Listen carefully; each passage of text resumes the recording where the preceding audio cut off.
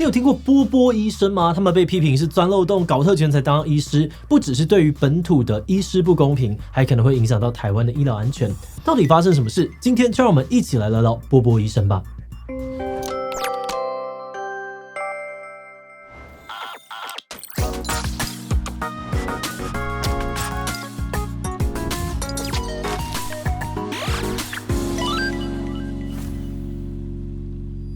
Hello， 大家好，我是志奇。最近有一起医疗疏失案件引起了社会很大的关注，有位妇产科医师因为这个子宫镜手术操作不当，不幸导致病患死亡。今年11月，台北地方法院根据过失致死罪判刑7个月，并且给予了5年的缓刑。之所以会引发关注，是因为有人发现这位医师呢是从波兰医学院毕业的波波医师。网络上面甚至还开始流传着波波医师名单，要大家自己小心避开这些医师。其实波波医生的争议已经有15年了，除了波波医生之外，还有所谓的波西捷克生，也就是呢到波兰啊、西班牙、捷克等等的中东欧国家就读医学相关科系，然后再回来台湾担任医师的人。这些年来，这群医师常常都被批评医术不佳，靠着有钱有权才能够走后门拿到医师执照。更有人质疑，政府机关一直在包庇波波医师，甚至呢，这个卫福部还推出了假偏乡计划，想要帮波波牙医大开后门。10月24号，还有将近2000人上街头抗议制度不公。那到底发生什么样的事？波波医生的资格真的有问题吗？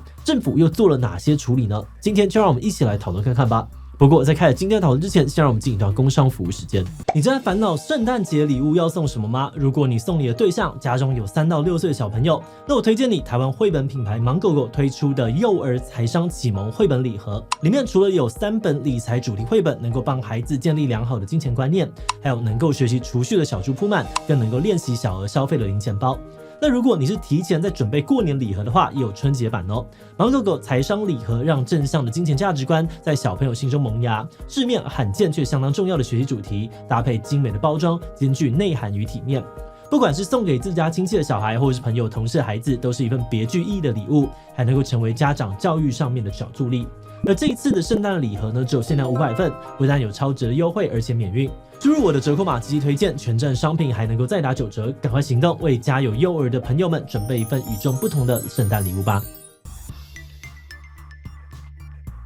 波波医生的争议最早可以从2001年台湾医师法修法开始说起。当时规定，用外国学历回台湾想要参加医师考试的人，应该要先经过教育部的学历甄试，确保这些外国毕业生具备相关的专业知识以及技能，并且符合台湾的标准。但如果是位于9大地区，像是美国、日本、欧洲等等的国家，就不用参加学历甄试，可以直接去考第1阶段的医师国考。有急诊科医师表示说，当初会这样子修订，就是认为呢，这9大地区或是国家医疗更先进，包含了医师还有整体的医疗水准都比台湾还要高。不过到了2004年呢，有很多的中欧、东欧国家，像是波兰啊、捷克、斯洛伐克陆续的加入欧盟，这地区的医学生呢，也就顺理成章的纳入了9大地区之中。那因为这些中东欧的国家的医学院呢，入学门槛不像台湾这么的竞争激烈，有的学校呢还会针对外国的学生开设英语授课的国际专班。台湾就开始有代办业者会媒合学生到这些国家就读医学相关科系。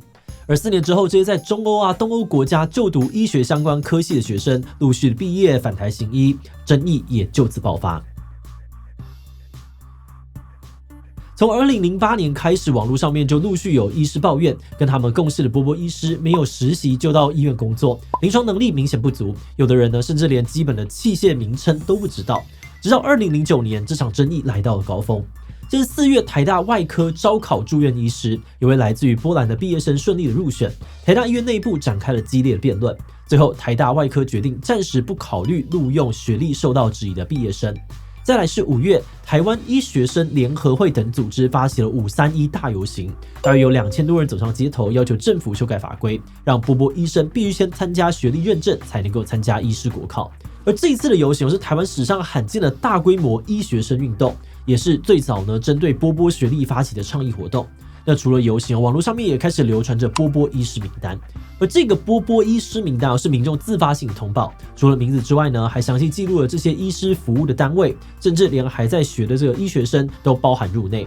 流传至今名单里面呢共有1400多人。那虽然有不少的医院表示这份名单有很多的资讯错误，但还是在网络上面疯传。但有这么多的人反对波波医师主要呢可能有3大原因。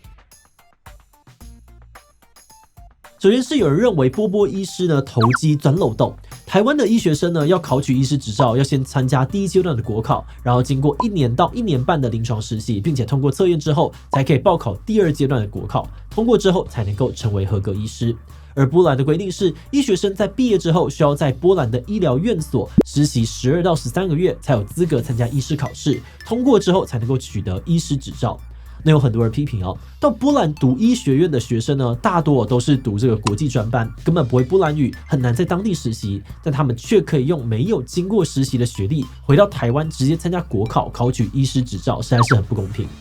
再来呢，也有人认为波波医生呢是这个权贵阶层花钱买学历。这些人认为呢，台湾的医学系的入学门槛超级高，牙医系呢还为了避免供过于求，实施总量管制，限制招生人数371人，录取率只有 0.33%。但有不少中东欧国家的这个医学院呢，只要出得起1年50到100万元的学费就能够入学。再加上有很多波波医生的这个背景，不是这个医师的世家呢，就是权贵子弟。很多人就质疑波波医生呢是台湾的特权阶级，借由官权勾结来复制阶级。最后是担心波波医生会影响到大众以及本土医师的权益。台大医院的院长吴明贤强调，医师的培养非常重视临床经验，这对于保障民众的健康安全非常的关键。如果这些从国外回来的医生缺乏实际的临床经验，可能就会对于医疗安全造成影响。而本土的小牙医联盟呢，也认为政府为了供需平衡，限制台湾牙医科系的招生人数，但却开放波波牙医回台考照，这不只是自相矛盾，还是为权贵开后门，可能会冲击台湾的牙医市场。不过也有不少人认为这些批评根本是在抹黑还有猎污。首先，他们强调波波医生并没有钻漏洞，他们是依照现行的法规取得执照的合格医师。他们批评网络流传的波波医师名单是一种歧视，甚至是猎污行为。他们认为，只要有通过国家考试、正规训练的医师，都不该带着有色眼光看待。那即使呢要修改法律也应该要根据法律的信赖保护原则，保障修法之前已经按照规定就读或是取得执照的医师权益，不能够直接全盘推翻。再来呢，针对有钱就可以念的质疑，国际牙医校友联合会理事长接受新新闻的采访时强调，国际专班并不是免试入学。据他所知全球只要设有这个国际班的医学院系所，都要先看考生的历年在校成绩，以及平日参与社团活动或是担任干部的表现，然后再进行性向测验，证明你的人格特质是否为他们需要的人才，最后还要经过面试才能够决定会不会录取，并不是有钱就可以念的免试入学。再来，他用自己毕业的学校西班牙排名第3的医学院牙医系当作例子，强调当地的淘汰制度非常的严格，大一可能就有1半的学生被淘汰，大3只要有1科实习课没有过就要留级，甚至1科核心课程被当就要直接退学。他强调这么严格的学习历程呢，即使台湾牙医学生来念也未必能够毕业。那针对临床实作不足的质疑他也提到他的学校非常看重临床实作，大3之后呢，每天都要跟教授在诊间接触病患，还有在教授的监督之下亲自为患者洗牙、照 X 光，甚至呢要拿到实习学分才能够毕业，这些都有照片为证。这个立场的人认为呢，或许有些学校的做法可能确实有争议，但每个学校的入学方式以及课程设计都不一样，不应该一竿子打翻一船人。最后还有一些人认为波波医师可以有助于缓解医疗资源短缺，而且他们的外语能力也可以帮助台湾拓展国际医疗合作，不应该完全的扼杀波波医师的生存空间。那针对波波医师的争议政府呢也从2009年开始陆续的修法。2009年的531大游行之后，政府修改了医师法施行细则，规定医学生们呢都必须要在政府指定的医疗机构实习，期满又成绩合格之后才能够参加这个医师考试。这等于是解决了拿国外学历的医学生可能会有临床经验不足的问题。但还是有很多人担忧，有些国外的医学相关科系可能是透过远距教学、函授甚至是写论文就能够毕业，这些医学生的训练不够扎实，只透过18到48周的临床实作训练来把关，可能还是不够。这些担忧认为拿国外学历的人呢，应该要参加录取率只有3到5% 的教育部学历甄试，才能够确保资格。所以为了解决各国学制不同的问题，政府后续呢又修订了2项的法规。首先呢，在2017年公告实施国外学历采认原则，除了规定医学系牙医系的这个修业年限、课程内容，也公告了以下4种情况学历不会被采认，也就不能够参加医师考试。2022年呢，立法院更是3读通过了医师法部分条文修正案，俗称是波波条款。在法规当中呢，拿掉了9大地区的规定，只要是拿国外学历的医学生，不管是在哪里读医学系，都必须要经过教育部的学历甄试才能够考医师国考。不过这个修正案呢设有落日条款，只要在2022年底之前取得9大地区的入学许可，还是可以使用旧制，不用学历甄试。原本很多人都期待随着波波条款的实施，超过10年的波波医师争议应该就可以画下句点，但风波似乎还没有停止。最近又有波波医生的争议呢，主要是因为波波条款在立法院通过时有7大的附带决议，里面提到近年来卫福部公告的牙医实习名额只有50位，但直到2022年底已经通过第1阶段国考，仍然在等待实习的这个海归生有将近500位了，等待时间呢可能会到10年以上。立法院希望卫福部尽快的解决实习排队的问题。此外，还有部分拿外国学历的人，因为2017年的国外学历采认原则不能够报考国家医师考试，也不能够参加教育部的学历甄试。立法院呢也要求政府应该要研议配套措施来解决争议。本土小牙医联盟呢质疑这些附带决议不是要拿掉把关学历的采认原则，就是呢要拿掉实习名额限制，看起来就像是要在波波条款通过之后，帮末代的波波医师大开后门。而且当初提案附带决议的赖慧媛立委呢，女儿就是波波医师，很多的网友就批评她没有利益回避，吃相难看。除此之外今年卫福部提出偏乡医疗精进计划，里面编列了428位的实习牙医名额。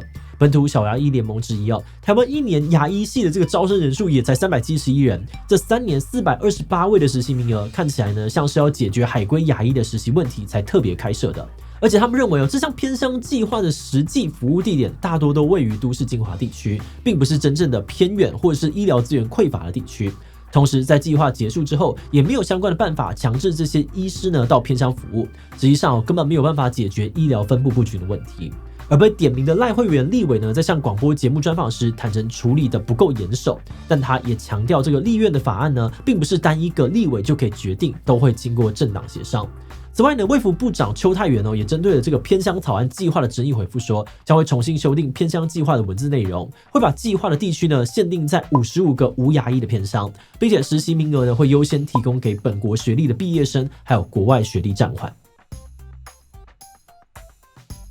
那进入观点以前呢，我们先特别的感谢这一季的所有会员，因为有了大家的支持跟赞助，我们才能够持续运作这个频道，制作了像是医材上线健保制度、医疗争议以及今天的波波医师这类跟大家息息相关的医疗影片，真的是非常的谢谢大家。那如果你愿意支持我们走得更远，欢迎点击频道主页的加入按钮成为我们的会员，或者也可以用超级感谢小额支持我们。好的，那话说回来我们发现呢，在这个议题当中，不管是一般民众、本土医师还是波波医师呢，所有人都觉得自己的权益受到了损害。对于一般民众来说呢，部分的这个波波医师没有经过适当的把关，医疗安全可能会受到影响。所以尽管有很多拿着外国学历的医师在排队等待实习名额，我们还是会希望政府能够严谨的把关，确保每个取得执照的医师都具备有相关的知识跟技能。而对于本土医师来说，他们历经了严格的考试跟训练才能够取得医师执照，却有部分的人不用受到同等的监督就能够当上医师，当然会觉得很愤怒。而且在立法的过程当中呢，甚至还有立委忽视了这个利益回避的原则，确实容易让大家觉得波波医师呢就是一群享有特权的阶级。不过如果我们强制的把自己转换到波波医师的立场，我们或许也能够想象他们的心情。这波波医师依照当时的法规取得了学历跟执照，如今呢却被社会大众质疑专业度，甚至公开的名字工作单位名誉也确实受到了非常大的影响。那么自己觉得整体争议当中呢，还有一个代办业者的角色比较少被讨论到。这些代办业者呢，会在网络以及台湾医师杂志上面打广告，用比较短的这个修业年限、比较低的入学门槛吸引学生跟家长。2022年医师法通过之前呢，业者还要大家把握最后机会，别当最后没上车的人。在年底之前呢，赶快取得入学资格，就不用考学历甄试。我们认为呢，在各方立场已经很难取得共识的情况之下，代办业者还用这个避开学历甄试当作招生重点，可能会加深冲突而这也可能是争议至今都还没有办法落幕的原因之一吧。最后我们也想来问大家你对于波波医师有什么样子的看法呢？我觉得只要通过当时法规拿到执照的都是合格的医师不用特别区分。B， 我觉得这就是一个给特权阶级走后门的机制，很不喜欢。C， 我不在乎他们怎么拿到医师执照，但会尽量的避免让他们看诊。D， 其他留言分享你的想法吧。最后，如果你喜欢今天的影片，欢迎分享出去，让更多人知道波波医师。此外呢，可以点击这个地方看医材上线以及健保制度。那么今天的这一期就到这边告一段落，我们就明晚再见喽。